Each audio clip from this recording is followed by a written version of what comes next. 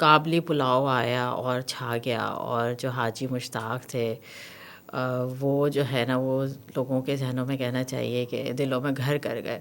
तो उसके बारे में आप बताइए कि कहानी बहुत अच्छी थी, ज़फ़र मिराज साहब ने लिखी है और इतनी नेचुरल है, और इसको देखकर और इसकी मकबूलियत से अंदाज़ा होता है कि हमारी अभी भी एपेटाइट है कि हम नेचुरल कहानियों में और जो ज़िंदगी से करीब तरीन किरदार हैं उनको लोग देखना चाहते हैं। तो उसका एक्सपीरियंस क्या था, कैसा रहा और क्या महसूस करते हैं? हमारे लिए भी हैरत अंगेज़ी था इसकी जो इतनी मकबूलियत। ये ज़रूर था कि कहानी चूँकि हमने पढ़ी और हम बड़े मेहनत से और बड़ी मोहब्बत से ही उसको बनाया गया। काशिफ़ ने बहुत खूबसूरत काम किया, कास्टिंग इतनी शानदार रही, सब किरदार जो है नगीने की तरह एक उसमें बैठते गए।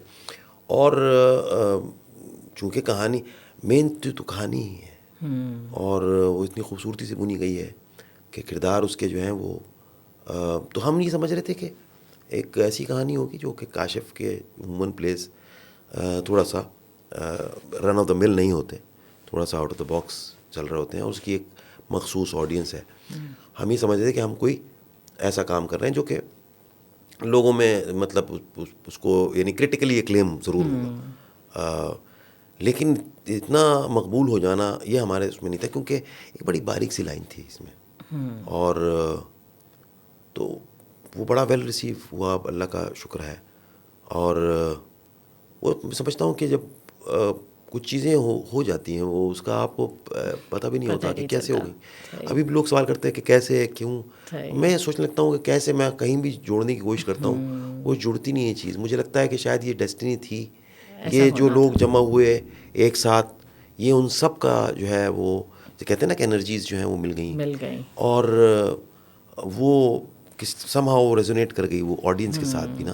तो वो तारे कहते हैं ना कि हिल जाती हैं, वो जुड़ जाती हैं, मिल जाती हैं, और लोग आपको उस हवाले से पसंद भी बहुत करने लगते हैं। तो आपकी पर्सनालिटी से हाजी मुश्ताक का किरदार कितना मिलता जुलता है? अच्छा, इसमें हाजी मुश्ताक जो है ना, वो एक हाजी मुश्ताक नहीं है। हाजी मुश्ताक तो एक हाजी मुश्ताक तो ज़फ़र मिराज जिन्होंने इस किरदार को लिखा है। सही बात है। और किरदार ऐसे नहीं लिखा गया, कहीं से आया है। उनकी ऑब्जर्वेशन, उनकी सोच, उनकी कहीं ना कहीं मुशाहिदा। दूसरा जो हाजी मुश्ताक है वो मेरे हिसाब से काशिफ़ निसार, डायरेक्टर। तो वो जो काशिफ़ की ऑब्जर्वेशंस थी, जो हाजी मुश्ताक की वॉक है ना, वो काशिफ़ ने दी है मुझे। अच्छा। ये नहीं कि उसने कहा कैसे वॉक करूं, वो हमारी ब्रीफ में काशिफ़ ने कहा कि एक ऐसा आदमी था जो कि ऐसा था, कई बातों में था। तो जब मैंने पहला शॉट दिया था तो मैंने हाथ अपने पीछे बांध लिए थे, और फिर मैंने आके काशिफ़ से पूछा ये वॉक सही है? काशिफ़ ने कहा परफेक्ट है, यही तो ये केमिस्ट्री तीनों की मिलके जब उसके बाद फिर वो हाजी मुश्ताक एहतशाम साहब हैं